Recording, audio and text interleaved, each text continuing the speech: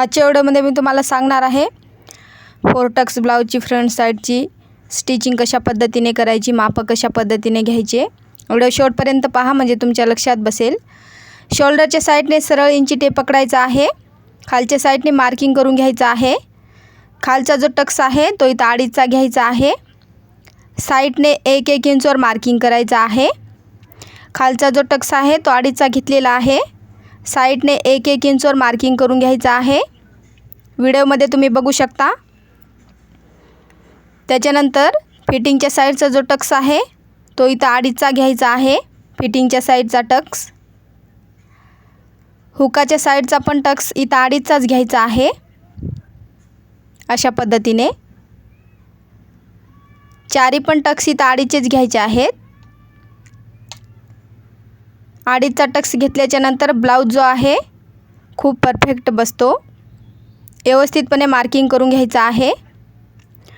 साधा ब्लाऊज ज्यावेळेस आपण स्टिचिंग करतो, ज्यावेळेस आपण मार्किंग करतो तेवढाच कपडा पकडून इथं स्टिचिंग करायचं आहे। अस्तरचा ब्लाऊज आहे, इथं तुम्ही बघू शकता। फ्रंट साईडची पूर्ण मी तुम्हाला स्टिचिंग सांगते। दुसऱ्या साईडने व्यवस्थितपणे हेच उमटून घ्यायचं आहे, जे मार्किंग केलेलं आहे ते व्यवस्थितपणे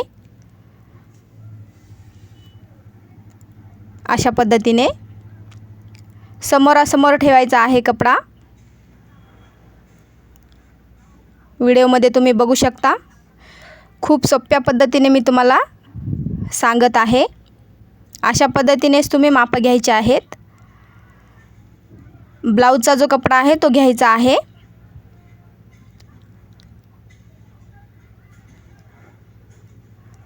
एकदम व्यवस्थितपणे ठेवायचा आहे। ज्यावेळेस आपण अस्तरचा ब्लाऊज स्टिचिंग करतो फोरटक्सचा साधा, त्यावेळेस समोरासमोर ठेवायचा आहे कपडा, आपल्याला कन्फ्यूज होणार नाही त्यासाठी। अशा पद्धतीने व्यवस्थितपणे इथं कपडा जो आहे ठेवायचा आहे। अशा पद्धतीने अस्तरला व्यवस्थितपणे इथं अटॅच करून घ्यायचं आहे प्रॉपर पद्धतीने।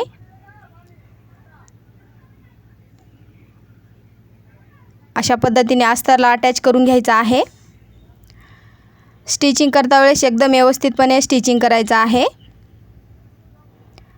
साधा ब्लाऊज असो, कटोरीचा असो, प्रत्येक ब्लाऊजला फिनिशिंग ही आलीच पाहिजे। अशा पद्धतीने आपल्याला ब्लाऊज जो आहे स्टिचिंग करायचा असतो।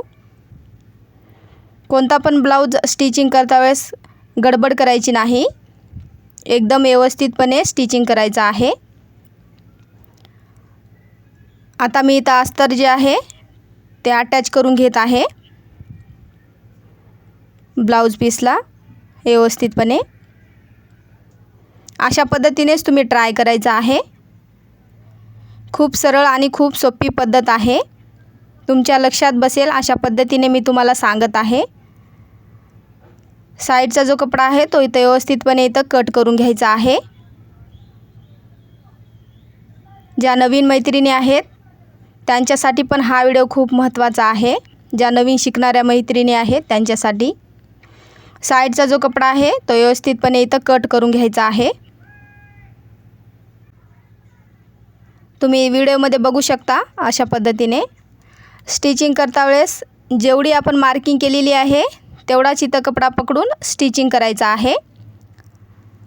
खालचा जो टक्स आहे तो इथं टाकून घ्यायचा आहे। ज्यावेळेस आपण साधा ब्लाऊजची स्टिचिंग करतो त्यावेळेस जेवढी आपण मार्किंग केलेली आहे तेवढाच इथं कपडा पकडायचा आहे, जास्तीचा पकडायचा नाही साध्या ब्लाऊजला। अशा पद्धतीने मी स्टिचिंग करून घेत आहे। जेवढी मार्किंग केलेली आहे तेवढाच इथं कपडा पकडून स्टिचिंग करायचा आहे। माप व्यवस्थित घेतलं की ब्लाऊज जो आहे तो खूप परफेक्ट बसतो, साधा ब्लाऊज। अशा पद्धतीनेच तुम्ही ट्राय करायचा आहे। तुम्ही इथं बघू शकता फिनिशिंग खूप सुंदर आलेली आहे। अशाच पद्धतीने दुसऱ्या साईडचा पण फ्रंट साईडचा व्यवस्थितपणे अस्तरला अटॅच करून घेऊयात। दोन्ही बाजू समोरासमोर ठेवायचा आहे म्हणजे आपल्याला कन्फ्यूज होणार नाही. अस्तरला व्यवस्थितपणे अटॅच करून घ्यायचा आहे. व्हिडिओ आवडल्यास व्हिडिओला एक लाईक करायला विसरू नका. अशा पद्धतीने तुम्ही माप घ्यायचे आहेत. अशा पद्धतीनेच तुम्ही स्टिचिंग करायचं आहे माप घेऊन. ब्लाऊज जो आहे तो परफेक्ट बसतो. फिनिशिंग पण खूप सुंदर येते. फिनिशिंग सुंदर येणं खूप महत्त्वाचं आहे. फिनिशिंग ही आलीच पाहिजे प्रत्येक ब्लाऊजला. जेवढा आपण मार्किंग केलेली आहे तेवढा कपडा पकडून इथं स्टिचिंग करून घ्यायचं आहे. खूप सोपी पद्धत आहे. खूप सोप्या पद्धतीने मी तुम्हाला सांगण्याचा प्रयत्न करत आहे. कटोरीच्या ब्लाऊजसारखा व्यवस्थितपणे पप्स येतो. साधा ब्लाऊज ज्यावेळेस आपण माप घेऊन स्टिचिंग करतो त्यावेळेस फिनिशिंग पण खूप सुंदर येते. तुम्ही इथं बघू शकता. जेवढी मार्किंग केलेली आहे तेवढाच कपडा पकडून मी स्टिचिंग करून घेतलेला आहे. फिनिशिंग तुम्ही इथं बघू शकता. अशा पद्धतीने तुम्ही नक्की ट्राय करायचं आहे.